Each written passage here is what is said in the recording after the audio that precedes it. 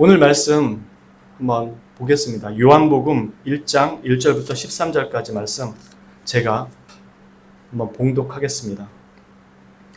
태초에 말씀이 계시니라. 이 말씀이 하나님과 함께 계셨으니 이 말씀은 곧 하나님이시니라.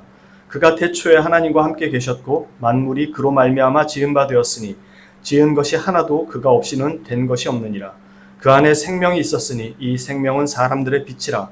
빛이 어둠에 비치되 어둠이 깨닫지 못하더라. 하나님께로부터 보내심을 받은 사람이 있으니 그의 이름은 요한이라. 그가 증언하러 왔으니 곧 빛에 대하여 증언하고 모든 사람이 자기로 말미암아 믿게 하려 함이라. 그는 이 빛이 아니요 이 빛에 대하여 증언하러 온 자라.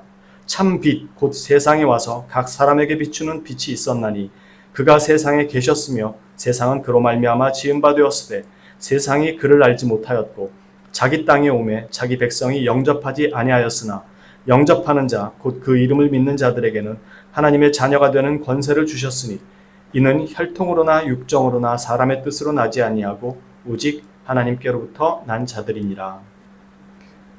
오늘 말씀의 주된 핵심은 그 빛이 예수 그리스도고 예수 그리스도 외에는 구원이 없다라는 그 내용입니다. 사람이 사람에게 잘못을 하거나 상처를 주면 가서 사과하고 용서를 구해야 되겠죠. 그리고 서로 화해를 필요로 하겠죠. 사람이 사회나 국가에 범죄하면 거기에 따른 죄값을 치러야 됩니다. 하물며 인간보다 크고 국가보다 더 큰 온 우주의 창조주이신 하나님 앞에 범죄했다면 당연히 가서 용서를 구하고 그분과 다시 화목하는 일이 필요하지 않겠습니까? 우리의 가장 큰 죄는 윤리적인 범죄 이전에 하나님을 받아들이지 않았다라는 사실입니다. 온 우주의 창조주고 거룩하신 하나님이 자신의 형상을 따라 인간을 지었습니다. 인간을 지으실 때는 자신의 형상, 곧 의와 진리의 거룩함이라는 그 형상을 따라 사람을 지었습니다. 그 말은 인간보로 그렇게 살라는 것이었죠. 그런데 인간은 그걸 스스로 지킬 수 있을 것으로 생각하고 하나님이 없는 세상을 꿈꾸고 하나님께 간섭받는 것이 싫다고 생각해서 하나님을 떠납니다.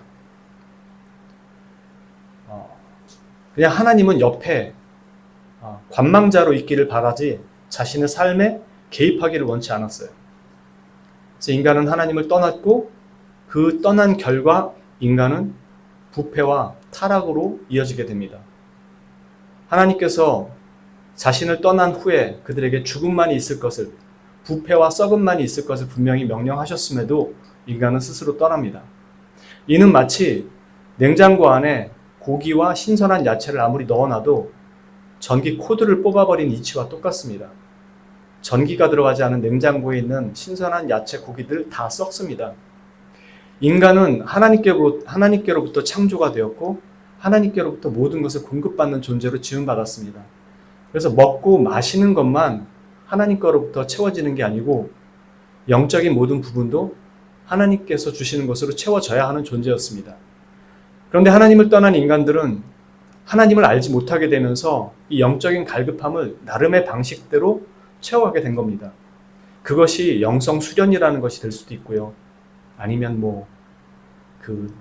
여러 가지 기훈련이 될 수도 있고 나름의 영성이라는 부분을 채워가기 위해서 방식을 찾았지만 그 어떤 것도 인간을 살려내지 못했습니다. 다 부패하게 만들었죠. 왜냐하면 마땅히 공급받아야 될 그 전원, 그 생명력을 공급받지 못하니까 인간이 가진 모든 영적인 부분은 타락할 수밖에 없게 됩니다. 그렇게 인간은 하나님을 떠났고 스스로 타락했고 부패했고 하나님의 진노 아래 놓이게 됐습니다. 그렇게 인간은 결국 하나님의 심판대 앞에 서게 됩니다. 어떤 분들은 그럽니다. 하나님이 어떻게 자신의 피조물들에게 그렇게 끔찍한 지옥의 형벌을 내릴 수 있냐고요. 그분 사랑 많으신 분이라고 그러지 않냐고요. 맞습니다. 하나님은 정말 사랑이 많으신 분입니다. 그러나 사랑이 많다는 게 공의와 타협해도 된다는 뜻은 아닙니다. 하나님은 사랑이 많으실 뿐만 아니라 지극히 공의로우신 분입니다. 오늘 저희가 이걸 잠깐 봤는데요. 히브리서 10장 31절에 뭐라고 얘기하냐면 살아계신 하나님의 손에 빠져들어가는 것은 무서운 일이라 이렇게 얘기합니다. 즉 하나님은 사랑이 많으실 뿐만 아니라 그 공의에 대한 엄중함도 분명히 있다는 것입니다. 성경 또한 우리의 심판주 되실 예수 그리스도에 대해서 이렇게 말씀합니다. 하나님 앞과 살아있는 자와 죽은 자를 심판하실 그리스도 예수 앞에서 그가 나타나실 것과 그의 나라를 두고 엄히 명하노니 너는 말씀을 전파하라. 때를 얻든지 못 얻든지 항상 힘쓰라. 범사의 오래 참음과 가르침으로 경책하며 경계하며 권하라. 때가 이르리니 사람이 바른 교훈을 받지 아니하며 귀가 가려워서 자기의 사욕을 따를 스승을 많이 두고 또 그 귀를 진리에서 돌이켜 허탄한 이야기를 따르리라. 그러나 너는 모든 일에 신중하여 고난을 받으며 전도자의 일을 하며 네 직무를 다하라. 이처럼 성경은 하나님만 말씀하고 있는 것이 아니라 사랑의 하나님만 말씀하고 있는 게 아니라 심판주 하나님도 말씀하고 있습니다. 다시 말해서 하나님이 사랑이 많다는 게 공의에 대해서 적당히 타협하시는 것을 의미하는 것이 결코 아니라는 것을 잘 가르쳐 줍니다. 여러분 지금 이거 보셨잖아요. 죄의 무게를 달아서 49.9%면 커트라인 통과해서 천국 가고 그 이상 넘어가면 지옥을 간다고요. 이건 거꾸로 바꿔서 말하면 천국은 49.9%의 죄인들이 모여있는 곳이란 뜻입니다. 여러분 생각에 그게 천국이라고 생각이 되십니까? 49.9%의 죄를 짓고 겨우 천국 문턱을 통과해서 들어가 있는 그곳이 천국이라고 생각이 되십니까? 하나님은 사랑이 참 많으시지만 지극히 공의로우세요. 그래서 결단코 죄를 그냥 덮어놓고 그 정도는 괜찮아 라고 통과를 해주실 수가 없어요. 그 말은 하나님은 49.9%의 죄성을 가지고 있는 분이라는 말과 똑같기 때문에 그렇습니다. 그분이 지극히 거룩하시고 지극히 공의로운 분이 맞다면 그분이 세운 나라는 지극히 공의롭고 지극히 거룩한 나라가 맞을 겁니다. 그곳을 천국이라고 얘기할 수 있지 적당한 커트라인을 통과한 사람들이 들어간 곳을 천국이라고 얘기할 수가 없죠. 우리가 이런 생각을 가지게 된 이유는 천국이라는 곳이 이 땅과의 연속선상에 있다고 생각하기 때문에 그렇습니다. 이 땅에서 고통받고 힘들었던 건 싹 지우고 아름답고 좋은 것들만 있고 내가 가지지 못하고 누리지 못했던 모든 것들은 그 나라에서 누릴 수 있을 거라는 이 땅에서의 그 내 바램과 천국에서의 바램이 연속선상에 서 있기 때문에 나쁜 거는 싹 빠지고 좋은 것만 있기를 바라는 그것을 천국으로 생각하기 때문에 나는 그 문턱을 통과할 커트라인만 넘으면 된다고 생각하는 것입니다. 그러나 하나님은 그런 분이 아닙니다. 지극히 거룩하시고 죄와 악이 조금도 없으신 분이기 때문에 우리를 인간을 지었을 때 의와 진리의 거룩함으로 그렇게 만드셨어요. 그런데 인간이 스스로 하나님을 떠나면서 그 의와 진리의 거룩함의 원천을 공급받을 수 없었기 때문에 바로 그 순간부터 타락하게 됩니다. 그렇게 하나님 나라에 우리가 스스로 들어갈 수 없는 존재가 되어버린 것입니다. 여러분들이 만약에 새 아파트 분양받아서 들어갈 때를 한번 가정해 볼까요? 수십 층 고층 아파트를 지을 때 보면 그 안에 화장실이 없기 때문에 공사 인부들이 그 위에서부터 밑에까지 볼일 보러 오르락 내리락 하기가 너무 힘들대요. 그래서 대부분 그 위에서 볼일을 다 처리한답니다. 얼마 전에 뉴스도 났었죠. 그 외국인 노동자들, 어느 나라라고 말할 수 없지만 그 자신들이 배변 본 거 비닐봉투에 담아가지고 벽 안에 넣고 발라버려가지고 시끄러워진 거. 그거 여러분들이라면 그 새 아파트 들어와서 그냥 그대로 살고 싶으시겠어요? 그 벽 허물어가지고 다 끄집어내고 냄새도 안 나요. 벽 발랐잖아요. 오래돼서 굳었을 거 아니에요. 그래도 다 부셔가지고 끄집어내고 깨끗하게 하거나 다른 집으로 옮겨달라고 하지 않겠어요? 만약에 내가 새 아파트 이사 가서 집들이를 하는데 사람들이 진흙이랑 온갖 오음을 잔뜩 묻혀갖고 와가지고 집에서 나 멀리서 왔으니까 오늘 여기서 자고 갈게. 그리고 그 모습으로 들어와서 침대 위에서 그렇게 옷도 벗지 않은 채 온갖 오음을 묻혀가고 와서 1박 2일, 2박 3일 보내다 가면 여러분들 반갑긴 하겠지만 기분이 좋으시겠습니까? 새집 하나 샀다고 더러운 거 묻는 것도 별로 안 좋아하는 우리인데 거룩하신 하나님이 우리를 사랑하기 때문에 그냥 죄를 용서한다고요? 그런 하나님이 어디 있습니까? 저는 그분이 하나님일 거라고 생각되지 않습니다. 지극히 거룩한 분이 맞다면 지극히 더러운 우리의 죄 문제를 해결하고 용서를 해야죠. 그냥 용서가 안 되죠. 우리는 하나님에 대한 오해를 가지고 있어요. 하나님은 사랑이 많으시다. 하나님은 내 모습 그대로 사랑하신다. 일면 맞는 얘기지만 일면 전혀 틀린 얘기입니다. 하나님은 있는 그대로 찾아오는 우리를 받아주시지만 그 모습 그대로 계속 있기를 원하진 않으세요. 복음이 진짜로 우리 안에 들어오고 진짜로 믿음을 가졌다면 예수님을 안 믿는 사람들이 예수님을 믿는 사람들 보러 그렇게 비난하지 않을 겁니다. 우리는 우리 스스로가 비난받을 행동들을 했고 비난받을 당연한 거짓 믿음을 가지고 신앙생활을 해왔어요. 하나님은 죄된 우리를 예수 그리스도를 믿는 믿음 하나로 용서하셨지만 계속 그대로 살기를 원하신 게 아니에요. 거룩한 하나님의 백성으로 살기를 원하셨죠. 그러기에 진실한 믿음을 가지고 그리스도인이 된다면 그는 예수 그리스도를 닮는 삶을 갑니다. 그게 복음이 가진 능력이고 복음의 힘이죠. 내가 교회를 다닌다? 나 예수님 믿어요? 그걸로는 절대로 우리 이력서 안에 종교란에 기독교라고 쓴다 해서 절대로 천국 문턱을 넘을 수 없습니다. 우리가 천국 문턱을 넘기 위해서는 완전한 하나님의 의를 만족시켜야만 그 천국을 들어갈 수 있어요. 우리 중에 누가 그 문턱을 넘을 수 있겠습니까? 아무도 그 문턱을 넘을 수 없어요. 그래서 하나님이 사람으로 하여금 어떤 사람의 죄를 용서하도록 하지 않으셨습니다. 왜냐하면 어떤 누구도 인간 중에 어떤 누구도 다른 사람의 죄를 용서할 수 있을 만큼 거룩한 사람이 없기 때문입니다. 우리 모두가 죄인이기에. 그래서 하나님은 5대 독자, 10대 독자가 아닌 영원부터 영원까지 지극히 거룩하신 성부 하나님의 아들 성자 하나님께서 이 땅에 오셔서 우리의 죄값을 대신 치르게 하신 겁니다. 그렇게 하나님은 우리를 향한 진노의 그 저주의 그 심판을 아들에게 쏟으십니다.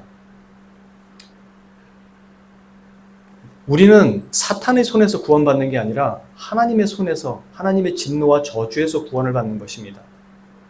사탄은 우리에게 아무 힘을 쓸 수가 없어요. 우리가 구원받을 수 있는 유일한 길은 오직 주 예수 그리스도 뿐입니다. 왜냐하면 하나님의 저주와 심판 아래서 우리를 구원해야 되기 때문에.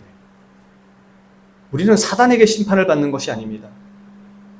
지옥을 주관하는 건 사탄이 아니에요. 지옥이 두려운 이유가 뭔지 아십니까? 거기에 하나님이 계시기 때문에 그렇습니다. 거기에 하나님의 통치가 있기 때문에 두려운 겁니다. 엄위한 하나님 앞에 영원토록 거기에 서야 되기 때문에. 그래서 하나님은 자기 백성이 심판과 저주 아래 놓인 것을 구할 존재가 아무도 없기에 지극히 거룩한 자기 아들을 보내서 우리의 죄를 대신 짊어지게 하고 그 죄값을 다 치르게 하신 겁니다. 그렇게 하나님은 우리의 죄 문제를 해결하지 않고 우리를 천국으로 불러들이시지 않습니다. 우리는 우리 스스로가 의롭지 못하지만 하나님께서 우리를 위해서 기꺼이 자기 아들을 내어주셔서 우리의 모든 죄값을 다 치르게 하시고 이것을 믿고 하나님께서 나를 위해 자기 아들을 우리의 유일한 구원주로 내어주셨다는 사실을 믿고 나오는 자들에게 예수 그리스도께서 이 땅에 사시면서 우리가 마땅히 하나님 앞에 지켰어야 될 모든 의로움을 다 이루신 그 예수 그리스도의 의를 우리 계좌로 이체해 주십니다.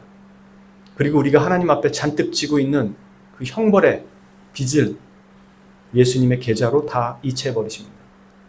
그렇게 우리는 예수 그리스도를 믿는 믿음으로 예수 그리스도의 의를 우리 것으로 얻게 되고 우리의 죄값은 그리스도께로 전가하게 됩니다. 하나님은 그렇게 우리의 죄를 용서하십니다. 그렇게 하나님은 우리의 죄를 해결하시면서도 또한 우리를 향한 사랑, 용서를 그리스도 안에서 베푸시는 겁니다. 그래서 십자가 위에서는 하나님의 공의로운 심판과 우리를 향한 사랑이 동시에 실현되게 되는 것입니다. 오직 예수 그리스도가 나의 유일한 구속주라고 믿는 자들에게 그들에게 하나도 의로움이 없을지라도 또한 우리로서는 그것을 만족할 만한 능력이 없기에 오직 예수 그리스도만이 나의 유일한 대속주, 나를 구원하실 수 있는 구속주입니다 라고 고백하는 그들에게 예수 그리스도의 의로움을 주셔서 그래 너는 이제부터 내 앞에 의롭다라고 선언하는 것입니다. 그게 바로 구약에 있는 유월절입니다. 여러분들 잘 아시는 것처럼 이스라엘이 애굽 땅에서 출애굽할 때 어린 양 하나를 잡아서 그 고기를 구워 먹고 그 피를 문지방에 바르라고 하죠. 그때 내가 내 사자를 보내서 애굽 온 땅을 다 칠 텐데 그 피가 발라져 있는 집은 내가 그냥 넘어가리라. 그래서 패스 오버, 유월절, 그냥 넘어간다고. 왜요? 예수 그리스도의 어린 양 예수 그리스도의 피가 발라져 있다는 것, 다시 말해서 그분이 나를 대속해서 죽었다라는 것을 상징적으로 구약에 예표했던 것이고 내가 그 메시아를 그 땅에 반드시 보낼 것이다 라는 것이 약속이었고 신약은 그것이 성취되었다. 그리스도께서 어린 양으로 오셔서 우리를 대신하여 죽으셨다. 믿어라 이스라엘아. 이것은 사실이다. 그리고 그 그리스도의 죽음과 부활을 목격한 사도들이 글로 남긴 겁니다. 그게 성경인 거고 우리가 다른 나라의 역사는 믿을지라도 성경을 못 믿는 경우가 많은데 성경은 죽음, 목숨으로 그 글을 새긴 겁니다. 우리나라에 기독교가 들어온 얘기 여러분들 다 들으셨죠?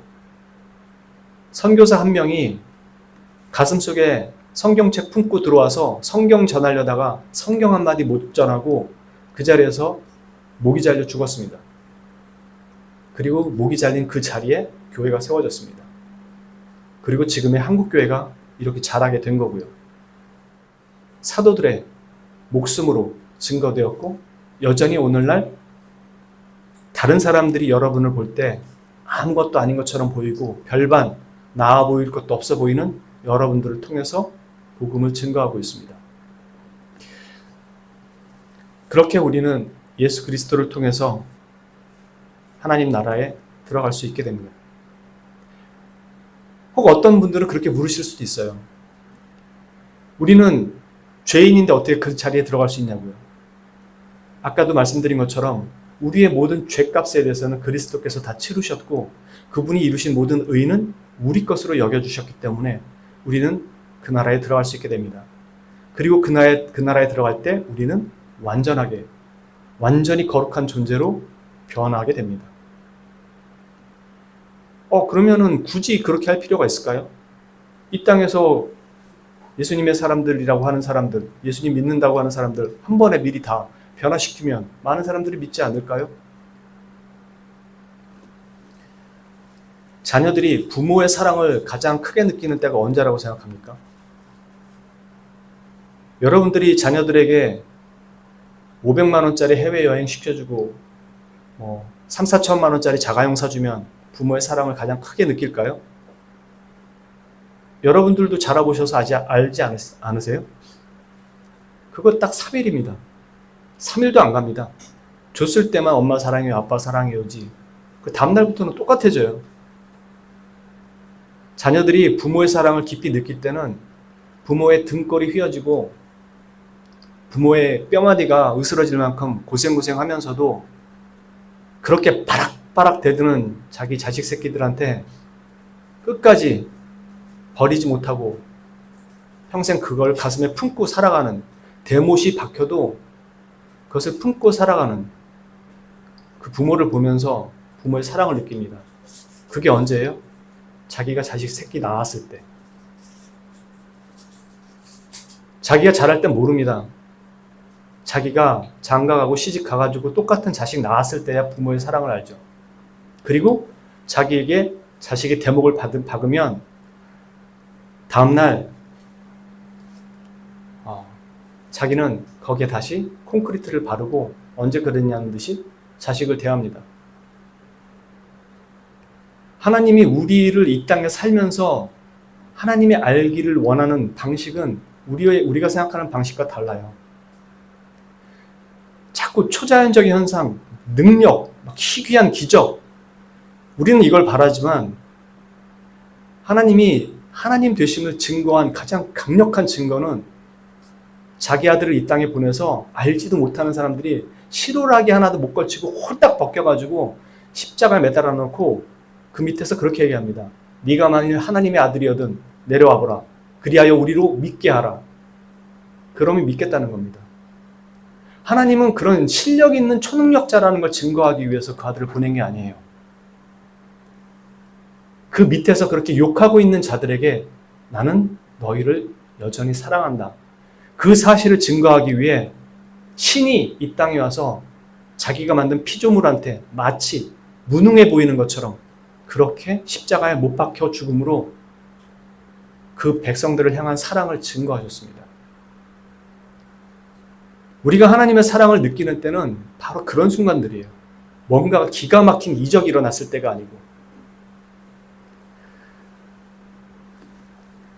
성장하면서 반항하고 덤비고 욕하고 짜증내고 온갖 비난을 해대도 나는 엄마같이 살지 않을 거야. 아빠처럼 되진 않을 거야. 수십 번 얘기합니다. 그렇게 대못을 박는 말들을 쏟아내지만 그 상처투성이 된 부모는 헤집으면 성한 곳이 하나도 없을 것이지만 그 속이 단지 내 자식이라는 약병으로 내 새끼라는 콘크리트로 메꿔지는 겁니다. 그게 우리가 결혼하고 나서 알게 되는 거잖아요. 자식들을 낳고 나서. 자식은 그런 자식들조차도 자기가 성장한 후에 이것을 경험하면서 부모의 사랑과 진심을 알게 됩니다. 우리는 하나님께 좋은 것 받았을 때 감사와 찬양을 외치지만 그때뿐이에요. 그걸로 하나님이 위대하다고 생각하지 않습니다. 그때뿐이에요. 금세 잊어버리고 또 달라고 아우성입니다. 그러나 자신의 죄를 용서하시고 여전히 그 하나님의 가슴에 하나님, 이제 내가 하나님을 믿고 거룩하게 살겠습니다 라고 해놓고 여전히 매일매일 하나님의 가슴에 대못을 받고 있는 그런 우리를 향해서 여전히 나는 너를 사랑한다. 그 손, 그 강하고 크신 심판의 손이 아니라 사랑의 손을 내미는 그 하나님을 마주 대할 때 우리는 비로소 진심으로 하나님께 변화되는 삶으로 한 걸음씩 바뀌어가게 됩니다. 하나님은 이 땅에서 우리의 불완전성과 부족함을 보게 하시면서도 여전히 그 가운데서 거룩한 백성으로 살도록 인도하고 계신 것이고 그렇게 부르시고 훈련시키는 것입니다. 한 번에 횟가닥 거룩한 흠없는 사람으로 바꿔놓는 게 아니고요. 왜요? 하나님을 알아야 되니까. 끊임없이 용서하고 끊임없이 기다리고 끊임없이 내가 너의 창조주, 우리가 아는 창조주, 말 한마디면 영화에서처럼 타노스처럼 손가락 한번 튕기면 온 우주가 멸망하고 아니면 휘바람 한번 불면 죽은 사람들이 살아나고 손가락 한번 딱 이러면 모든 건물이 지어지고 그런 하나님이 아니라 여전히 데못의 가슴에 데못을 받고 있어도 여전히 기다리고 사랑하는 그 하나님이 창조주 하나님이라는 것을 가르치기 위해서 우리는 구원받은 이후에도 여전히 그 삶을 살아가는 그 가운데서 훈련받게 하십니다. 하나님을 만나게 하시고 경험하게 하시고 그래서 하나님을 정말로 신뢰할 수 있는 존재로 바꿔가는 겁니다. 우리 안에 있지도 않은 경험되지도 않은 신념 가지고 믿어라 믿습니다 아멘 할렐루야 그런 거 하게 하신 게 아니에요. 부모 자녀 나오면 애들 똥오줌 나면 그거 부모들 손가락으로 해집는다 그래요. 병이 있는지 없는지 봐야 되니까. 그렇게 키우지 않습니까? 하나님이 우리를 그렇게 키우고 있다는 사실을 경험을 통해서 배우고 하나님이 정말로 사랑의 하나님이구나 라는 거를 머리가 아닌 삶으로 가슴으로 느껴서 우리의 삶이 진짜로 바뀌게 하는 겁니다. 그걸 진짜 믿음이라고 하는 것이고 진짜 복음을 받아들이면 그 사람이 되는 겁니다. 교회는 그것을 전하는 곳이지 사회를 갱생시키거나 사회를 변화시키는 프로그램을 만들어내는 곳이 아닙니다. 제가 알기로 여러분 모두 그 하나님을 사랑하기에 여기 나와서 남들은 놀러가는 이 주의를 이렇게 지키고 있는 걸로 저는 믿습니다. 우리의 변화가 더디지만 여전히 우리는 죄 가운데 놓여 있으니까 그럼에도 이 더딘 걸음을 어린아이 걸음마 아장아장 하나부터 가리키듯이 여전히 가리키고 계신 그 하나님의 인도와 사랑이 여러분들 가슴에 정확하게 자라길 원하시는 겁니다. 자녀 내밥 쳐놓고 자란 자녀가 절대로 똑바로 자랄 수가 없죠. 문제가 되겠죠. 하나님은 그렇게 어렸을 때부터 부모를 알게 하는 겁니다. 배우게, 경험하게. 그래서 부모의 사랑을 어렸을 때부터 함께 하면서 우리 하나님 모르는 사람도 자녀들을 키울 때 그렇게 키우지 않나요? 여행도 같이 가고 부모랑 있는 시간을 많이 보내야 아이가 인성이 좋게 자란다고. 하물며 하나님이 자기 아들을 죽여서 구원해낸 우리를 그렇게 내박치실까요? 그게 이 땅에서 우리가 구원받았어도 바로 즉각적으로 다 변화되지 않도록 하신 이유 중에 하나입니다. 왜냐하면 그걸 통해서 진짜 하나님이 어떠한 분인가를 깊이 경험하게 하는 거니까요. 그래서 교회에서 오랫동안 잘못 사용되어 준 말 중에 하나가 하나님은 당신을 있는 그대로 사랑하십니다 라는 말입니다. 있는 그대로 온 죄인을 기꺼이 받아주시지만 그대로 계속 그 상태로 머물러 있기를 원치 않으시는 거죠. 그래서 우리는 성장을 하는 겁니다. 믿음의 성장이라는 게 내가 눈 한번 딱 째려보면 의자 하나가 다 공중에 뜨고 믿음으로 믿습니다. 2개 뜨십시오. 딱 이런 2개 뜨고가 아니에요. 내 삶이 변화되는 그렇게 변화되는 걸 믿음의 성장이라고 얘기하는 거죠. 그래서 진실한 믿음을 가진 자는 내 병이 고쳐지지 않을지라도 늘 정확하시고 늘 사랑이 많으신 하나님을 찬양합니다 라고 병실에서 죽어갈 수 있는 겁니다. 왜요? 더 이상 죽음이라는 게 두렵지 않으니까. 7, 80년 잠깐 왔다 가는 이 세상 말고 영원히 내가 그 사랑할 하나님과 함께할 세상이 내게 확실하게 보장되어 있기 때문에. 그 나라는 내가 먹고 싶은 거, 입고 싶은 거 먹는 나라가 아니라 내게는 없어서는 안 될 하나님이 나의 확실한 아버지로 존재하는 곳이기에. 물론 병도 없고 아픔도 없고 고통도 없는 건 너무나 당연하지만 그건 아주 부차적인 것들에 불과할 뿐입니다. 그렇게 이 땅에서 하나님을 알지 못하고 신앙생활을 하면 내가 갈 천국도 그런 곳으로 밖에는 생각할 수가 없게 되죠. 다시 한번 말씀드리지만 저와 여러분은 0.0000001%의 죄만 있어도 결단코 천국 문턱을 넘을 수 없습니다. 왜냐하면 하나님이 그렇게 지으셨기 때문에요. 그렇게 거룩한 지은 존재로 지었고 우리가 타락했습니다. 그리고 하나님은 우리를 그 아들을 통해서 구원해내기로 하신 것이죠. 저와 여러분은 이제 그 자리에 들어섰고 구원을 받을 거냐 말 거냐의 문제가 아니라 어떻게 살 거냐의 문제가 남은 사람들입니다. 그러므로 거룩하신 하나님의 자녀답게 하나님께서 말씀하시는 의와 진리의 거룩함이 세상에서 말하는 기준이 아니라 하나님이 말씀하시는 의와 진리의 기준, 그것을 따라서 살아가시는 거룩하신 하나님의 백성들 되시기를 주님의 이름으로 축원합니다. 기도합니다. 거룩하신 주님, 우리 중에 어느 누구도 나는 예수님 믿어서 구원받았고 너는 안 믿으니까 지옥 간다고 말할 수 있는 사람이 단 한 사람도 없습니다. 우리는 우리 스스로가 주님을 찾아오지도 않았고 우리가 주님을 믿어야만 구원받는다는 사실을 깨달아서 먼저 교회에 나온 적도 없습니다. 우리 중에 어느 누구도 자신의 믿음을 자랑할 수 없고 자신의 구원을 자랑할 수 없습니다. 오직 이 모든 것은 하나님의 은혜고 주 예수 그리스도의 은혜뿐입니다. 다만 우리는 여전히 주님을 알기를 원하는 자들에게 그리고 주님을 알아야 하는 많은 사람들에게 주의 사랑을 증거하고 이 복음을 증거하며 하나님의 사랑을 전하고 가르치며 알리는 것입니다. 하나님께서 그들 10년 가운데 함께하여 주시고 오직 거룩하신 주님의 거룩한 백성이 되어 영원한 생명을 얻고 우리가 상상할 수도 없는 그 아름다운 천국에서 하나님 나라에서 영원한 생명을 누릴 수 있도록 역사하여 주옵소서. 우리를 위해 죽으시고 부활하신, 그렇게 우리를 하나님 나라로 인도하여 하나님 나라의 백성이 되도록 하기 위하여 오신 우리의 유일한 구속주 되시는 구주 예수 그리스도의 이름 받들어 감사드리며 기도합니다. 아멘.